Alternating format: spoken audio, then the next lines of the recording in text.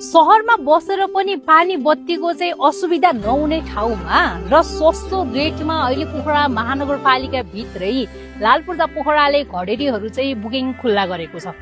पोखरा वडा नम्बर 25 हाम्रो यो बुद्ध चोकबाट करिबन 200 मिटरको डिस्टेन्समा तपाईले यी जग्गाहरू पाउन सक्नुहुने भयो भने पोखरा वडा नम्बर 25 हाम्रो यो सापकोटा चोकनेर चाहिँ तपाईले यी जग्गाहरू चाहिँ सेलमा पाइराख्नु भएको छ।